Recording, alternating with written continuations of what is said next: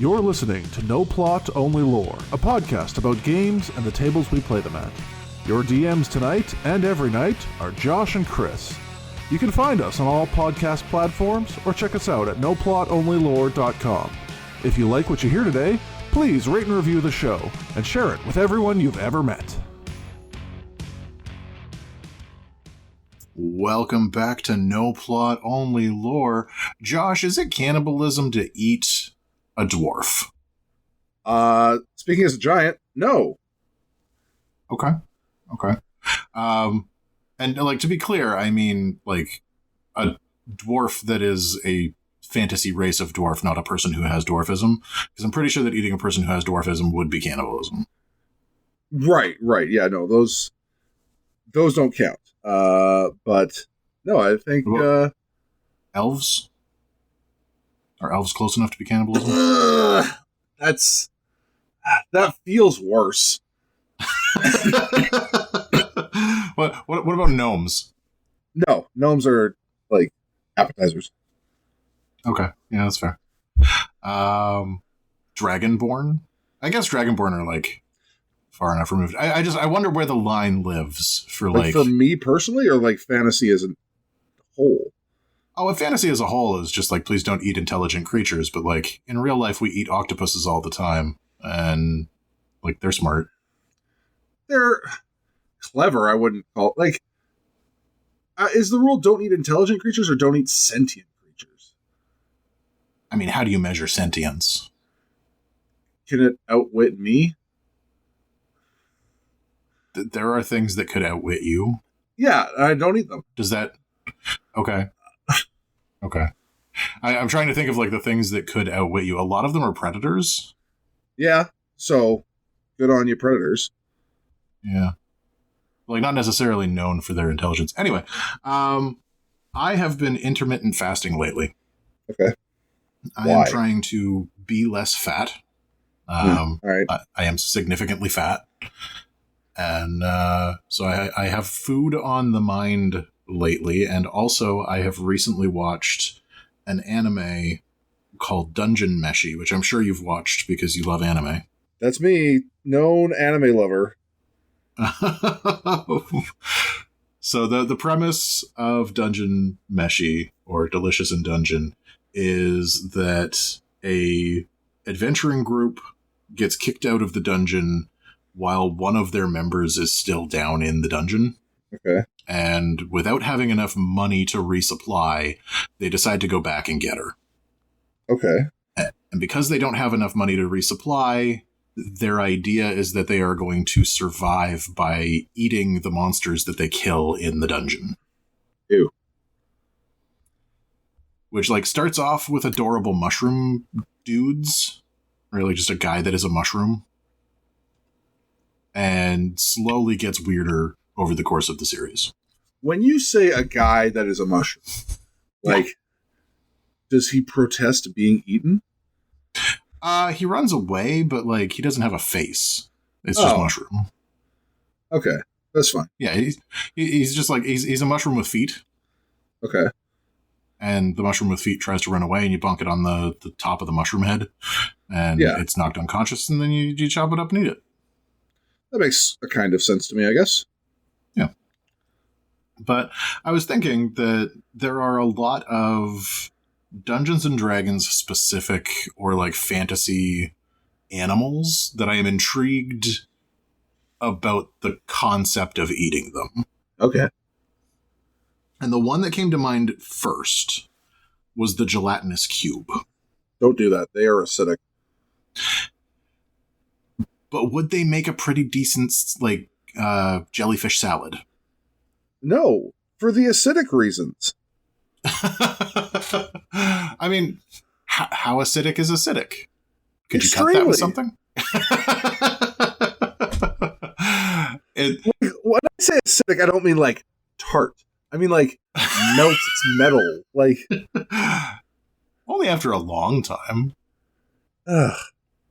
And like, does it lose some of its acidity after it dies? Are you able to handle it after it's dead? You know what? This is an admission of mine. I don't think I've ever actually outright killed a gelatinous ooze. They mostly get treated like a giant inanimate object to run away from. Like, right. Obviously they're not inanimate, but yeah, they're like a feature, not an enemy. Like more like a trap than a monster? Yeah. Okay. See, I was thinking that you could make like a little Jello snack out of them that would be like spicy. I don't like that. Here's what okay. If we want to go like full-blown dumb ass end of it, I feel like a gelatinous cube would have more in common with like a 1960s like aspic, where it's like right flavorless gelatin around meat and like olives for some reason. Yeah. I've never understood that. The idea of like olive Jello is ew, so gross.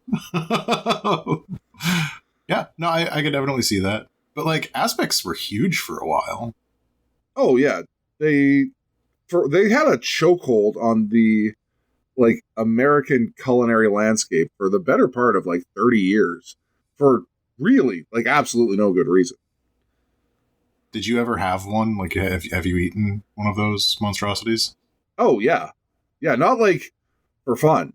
It was definitely like I never have. I've never had. One. Yeah, there was so we did a unit in my like commercial foods class back in the day that was all about like food trends.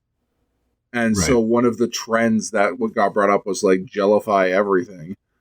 And so yeah, like, you know, we tried like there was a trend in, you know, closer to World War II about like canned and potted and preserved meats. So we kind of explored that a little bit, and then yeah, the whole like there were some dark times like between the grip that like horse byproducts had on food and then the introduction of the microwave. I frankly don't know how we made it to the 80s in one piece. And it kind of explains like what happened like politically and economically then. Yeah. Our version of that was like everything is pie. Yeah. Like that there was that minute in history where we just made pies out of literally everything. Yeah. If you were going to make a meat, it had to be like part of a meat pie. Yeah, it's a very English sort of approach to things where it's like, I need to cook this food. I have to hold it in some sort of quasi-edible container. Right. Yeah, okay. No, I've never had one. I grew up quite poor, and gelatin was not a priority or was given to food banks very often. Yeah. And I don't think my mom knew how to make one. I know we had one of the bunt pans that you're supposed to use to make them. And my mom told me that they were for cakes, and then we never made a cake with it. So I don't know if that, like, piece of hardware was ever used for anything, to be honest. What other purpose could it hold? Like, that seems dark. Right? It was just in the house. Like, we had underneath the oven, there was that drawer, and down there was, like, the flat pans for cookies, and pots and pans, and then a bunt pan that we never used. That's bizarre. Yeah. I don't know if she just like picked it up at the secondhand store and just like never actually found a use for it. But yeah, never actually used it. How would you feel about eating an owlbear? That's fine. And how would you prepare it? Let's see, owlbear's a quadruped, so given the size, you've got... Okay. Are you intending to, like, is this, like, a preparation just for me, or is this, like, hey, we had a big hunt, we got this thing, and now we're going to feast as a community? Let's do both. Like, obviously, if you're going to feast for the community, you put it on a spit, you roast it, whatever. Yeah, like, the owlbears are soup, like, to prepare and eat as like a one thing, like one big thing, that's super easy. But yeah, then if it's just for like myself, like I just happen to kill an owlbear or whatever. Storage wise, it's probably best to like fully break it down, and then you're going to preserved meats with like sausages and drying and smoking. I think they probably get a couple good sets of ribs off of it, so that's probably what I'd go for. And everything else would be like obviously you're going to keep a little bit of fresh around to like do a couple of roasts, whatever. But there's just so much meat. It's like a moose. Like you can't. You like the way to eat a moose is like one bite at a time, whatever. But like it's so much meat that you can't just like eat it within the week. You have to like take long-term preservation into mind. So whether it's making jerky or pemmican or just like I said, mixing the fat and making sausages to smoke. See, I wonder a little bit about the butchery of an owlbear, because like a fairly significant portion of that creature is bird. Well, and then a fairly significant portion of the creature is bear. Like, is that reflected in the type of meat? Or is that just like an aesthetic thing? So, from what I'm basing most of my assumptions here on the most recent Dungeons and Dragons movie. So, if owlbears are configured the way that movie shows them, then mechanically their bodies are going to function most like a bear. Like when it comes to like large game butchery, the fundamentals of how you take apart an animal are largely the same between like all sort of quadrupeds. It's just a matter of scale. Like breaking down a deer and a moose is obviously pretty similar because they're just like moose is just a larger version of a deer. But breaking down a cow is not that different from breaking down a deer. It's just that certain animals will have different parts that are easier to they're easier to consume or even able to be consumed at all. Like deer, actually, you don't really keep the ribs the way you would with a cow or even a moose because there's so little meat on those ribs. And then with a deer in particular, you want to get rid of as much fat as possible because that fat actually keeps the gaminess flavor from what they're eating. So then compare that to, so if you look at just like the type of animal that it is, then like the comparison of an owl bear is mostly going to be like the way you would break down a black bear. And then really after that, like the wing, the quote unquote wing part of the front limbs seemed borderline like vestigial. Like it was really only a wing in like appearance.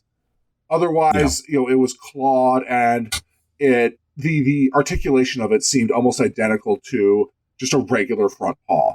So I think you're just going to treat it the same way it would. And in a lot of quadrupeds, like the front actually has some of the least amount of muscular development, so you're not going to get as much off. Like there's still a good quarter up there, but it's not as much as getting it off the shoulders or in particular the hinds. Right. One that I think would be kind of interesting, and I assume in some of these cases that like the creatures are going to maintain some of their magical qualities after butchery. Displacer beasts would be incredibly difficult to eat. They would, I have a feeling like, just locating it on the table to break down is going to be difficult. Like I feel you could probably do a lot of it by feel. Yeah. Right? Like once you have it in your hand, that would be fine. But like everybody would be looking at you lifting nothing, but then further away from you, like 5 feet away, there's going to be like some meat that is floating. Yeah.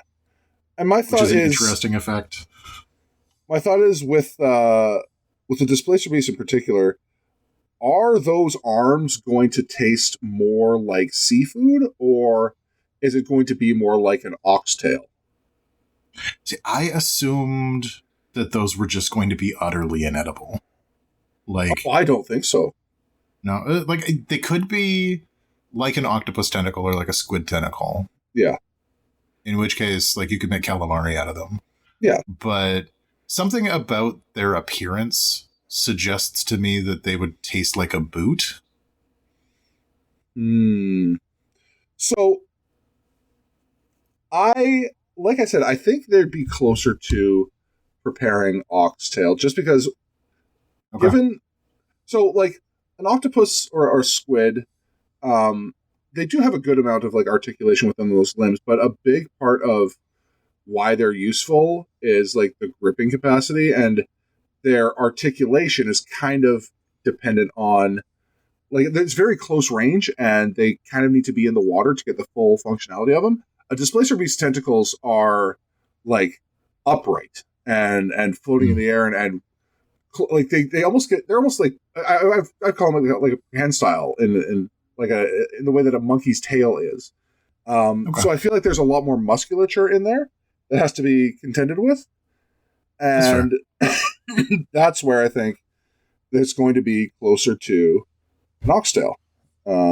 Possibly make a good stew, like good little bones in there. It's going to need long braising to get the most out of it.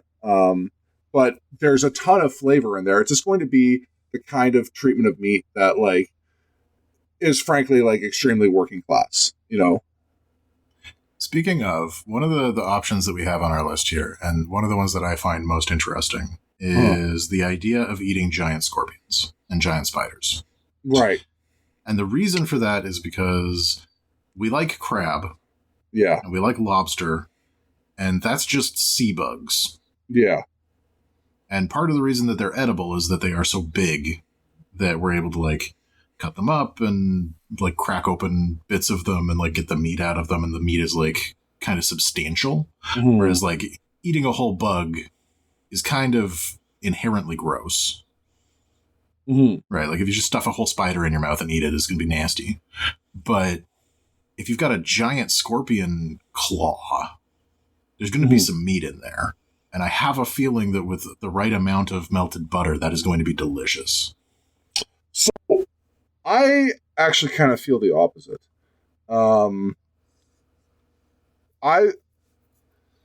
don't think when you scale up a tarantula, it gets necessarily better. Like you can get a tarantula the size of a soft shell crab, and just the way that their bodies are constructed does not make the same amount of meat or the same amount of flavor. You know, you see them consumed in Southeast Asia all the time, and it is not analogous to what you get out of crustaceans. I mean, like, not to be like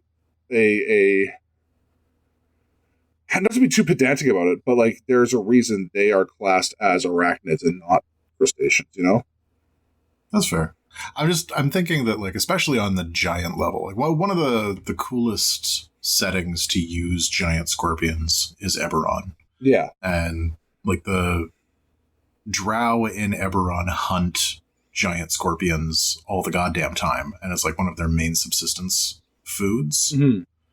And for a very long time, that's the way I described them, is that it was like eating crab. But, like, crab back when crab and lobster was considered like poor man's food. Right? Like it was the stuff that just came out of the ocean when we were looking for other stuff. So yeah, I mean, I guess that makes sense that it wouldn't necessarily scale up, but I'm thinking like a dinner plate sized tarantula is one thing. A pig sized tarantula is something a little different. I suppose. I'm just not convinced that like mechanically the way that they're like if you talk about like crab legs, the way that a crab locomotes is just fundamentally different to a spider, and I think that plays a bigger part than you realize. Okay, so in my head, and this is possibly the grossest thing that I'm going to say on this podcast, in my head, the way that spiders move is just squishing goo from one place to another place.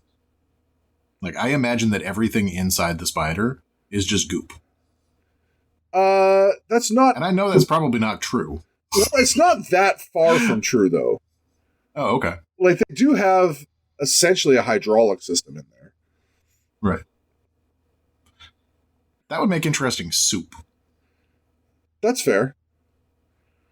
I don't know if that goop tastes good, but, like, if you wanted to flavor soup, that seems like a decent way to do it. I don't really...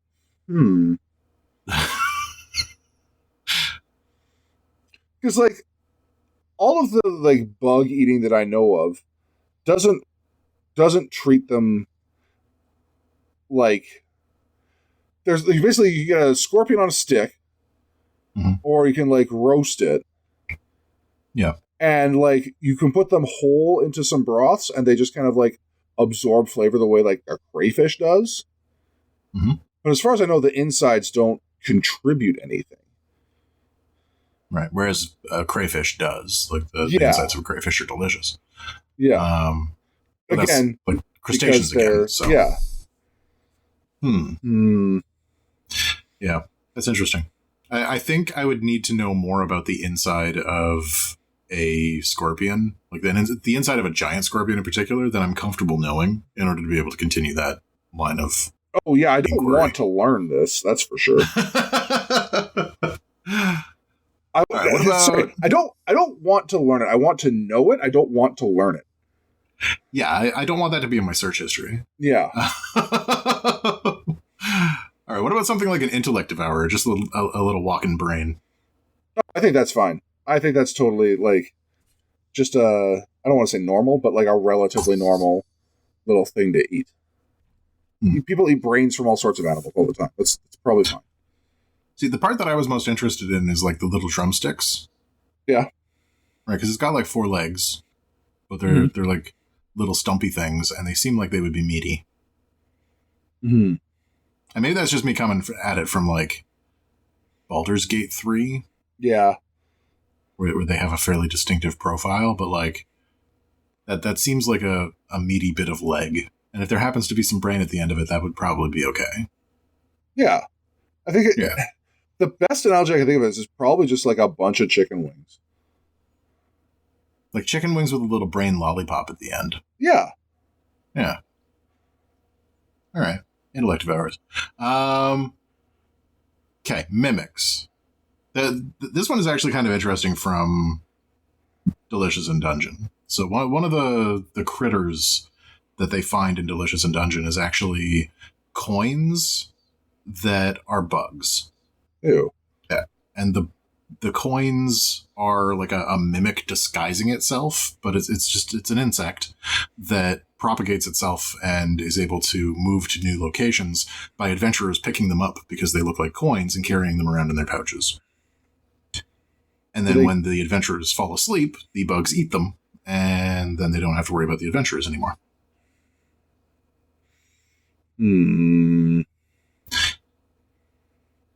What would a mimic taste like? My inclination is to think that a mimic, like, okay. The problem with answering what a mimic tastes like is that a mimic could taste like anything. Ooh. Right? Fooling your sense of taste as well as other things. Now, I happen to think that, like, there is something resembling, like, mimic has to revert to something. They're not born shaped like a toaster or whatever, right? So there's got to be hilarious. There's got to be some sort of like fundamental mimicry. And, oh my god! I just had the best idea. Okay, sorry, I don't want to derail this entirely, but okay. Best idea for like a setting or like a dungeon room is you walk into what looks like a trash pile. Okay. Right, like it's just huge piles. It looks like a dump. It looks like a modern day dump with like refrigerators on one side, and you've got like a beaten up car on the other, and it's just mimics. The whole room is like a mimic breeding ground, and when they hatch from their eggs, they just take the shape of a thing. Right. That makes sense. So just like you walk in, there's a toaster on the floor of this dump. You pick up the toaster, it eats you. Yeah.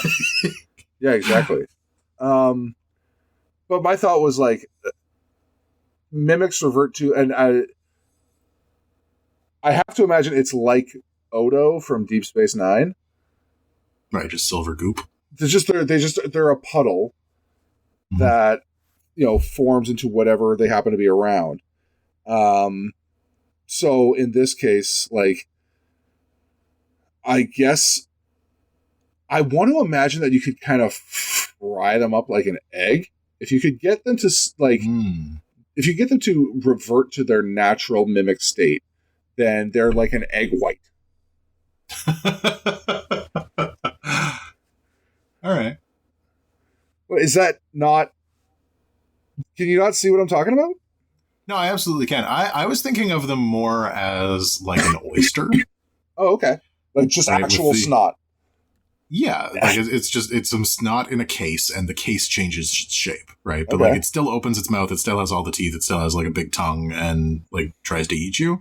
Yeah. But yeah, I'm thinking it's just like a little lump of like gooey flesh. Yeah. That you could shuck out of the shell. Okay. And eat that. Yeah, that makes sense to me. Throw like a little lemon on it. Bit of parsley. So then, like, are you able to, like, magically get a mimic to turn off? If that makes sense? I don't think so. Like, I've never seen any mechanic that makes it so that a mimic reverts to like its quote unquote natural form. Yeah, that's what I don't know if that's actually a thing. I don't think it is. I think mimics are always looking like something else. But like, is that a learned behavior? Like, when a mimic is born, what is its like tottering around on like weak legs full stage? Right. Right? Like what does that look like for a mimic when it hasn't seen anything? If a mimic is born in a white room, right, with nothing around it, does it just like take the shape of its egg? Does it take the shape of like the surface it's born on? Right. Inquiring minds need to know. I wish more people listened to our podcast so that people could tell us what they think that mimics. I wish more people with stupid ideas like us listen to our podcast. Just, yeah. No, I would love to know what a mimic looks like in its natural state. If there is one. And more importantly, can you eat it? Yeah. Would you eat a rust monster? No. Well, that right there is like the giant bug scenario for me. Right. And I don't actually know if I would eat that. Is a rust monster a crustacean? No. It is an insect. Okay. I have a feeling that eating a rust monster would be danger.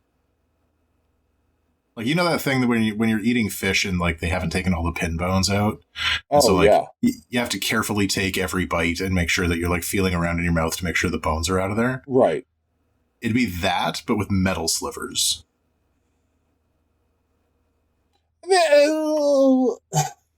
Rust monsters like destroy metal like fundamentally all the time, right?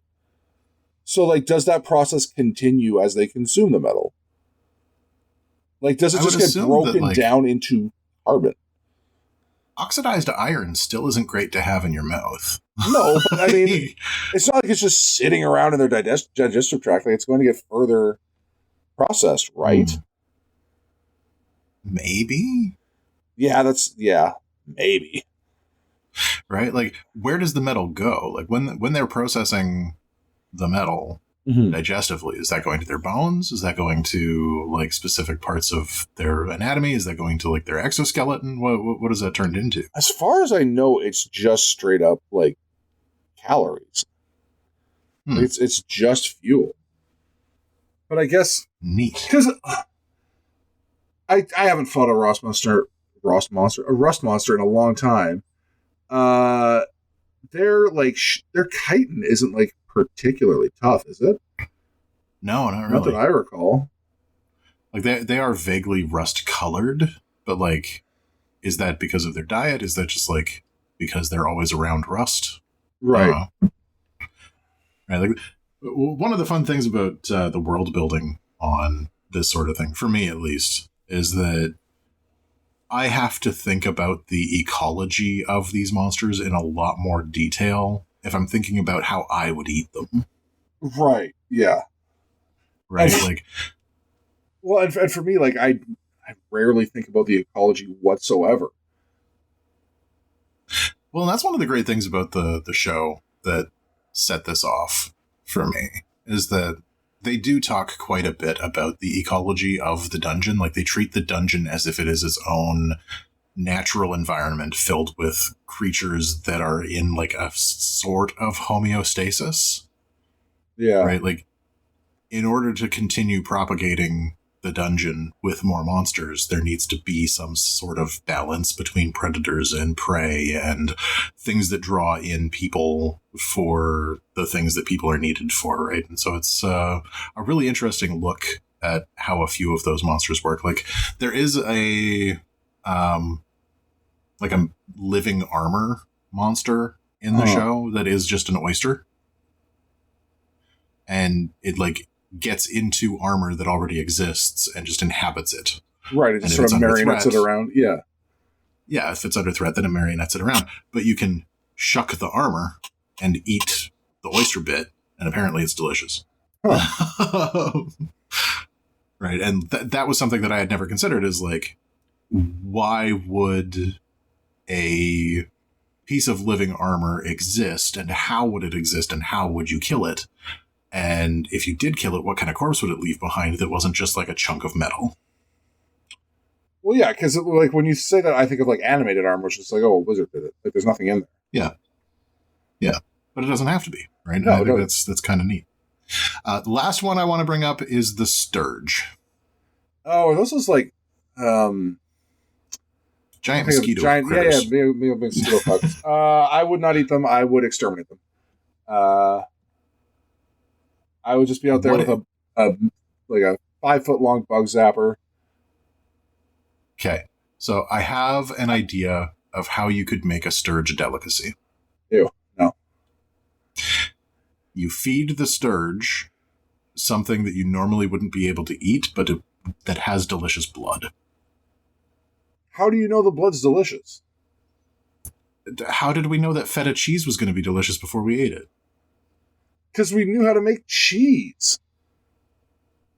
See, I always just assumed that whoever tried feta cheese first was a starving person who looked at the bottom of a bucket of bad goat's milk and went, I wonder what that tastes like. Yeah, you have a real pessimistic view of how, like, cuisines are developed over time. You see it as, like, people got lucky with survival. Like, I think people are actually incredibly cautious and conservative of what they do, and it's only when they have, like, stable food sources that they start experimenting. I think feta cheese was just like, well, we know how to make cheese. What if we tried it with a different milk? Feta cheese just seems like an accident to me. No, I think sour cream was an accident. Okay, that's fair. There's a lot of foods, like especially fermented foods, that I assume are just accidental. We came up with that. Especially dairy. Yeah. We've done Dairy's a lot fucking to dangerous. Like preserve and like try to hang on to the dairy that we harvest because it's so much work. And then like it turns out a lot of the ways that dairy goes wrong accidentally becomes still edible. Yeah. Like not just edible, but also delicious. Yeah. Like the fact that yogurt isn't immediately disgusting. Right? Is a miracle. Yeah. The fact that we can just like mess around with like raw milk and like Oopsie Daisy's butter, like that's actual sorcery. Yes. And that's a lot of like where I think the accidental discovery of food stuff comes from, is just like nobody sat down with some butter and decided to beat it for a long time. Right. Just because. Like, they were trying to do something else. I think they were transporting a large amount of fresh milk over a distance, and oopsie daisy, we shook it around so much it, like, churned. Can you imagine how disappointed you would be if you opened up your milk expecting to have, like, some delicious milk, and instead there's just a bunch of fucking butter in your urn? Well, first of all, there would be buttermilk, which is just, like, shitty, weak, sour milk, and then you're like, oh, what's this lump at the bottom of the buttermilk? Well, and then we found out shit to do with the buttermilk. Yeah. Yeah. It's not good milk, but goddamn, it makes good pancakes. Well, that's the thing. I think for a long time they were just like, goodbye buttermilk. That's just waste product. Then one day someone was like, what if we didn't? Mm-hmm. Mm-hmm. Anyway, I assume that we know that wyvern blood is delicious because somebody found out accidentally, or because somebody looked at a wyvern and went, I wonder what that tastes like. I would have to assume it was like, hey, we got a group together to go take down the wyvern, and we wounded it. Something splashed on Jimmy's face, and he's like, actually, guys. it's kind of piquant. It's in my mouth. Oh, it's in my mouth. Well, and then you get into like some interesting territory of like breeding monsters for better edibility. Right. Right. So like if you have a particularly piquant wyvern blood, do you like breed a couple of wyverns together that have like spicier blood to get spicier wyverns?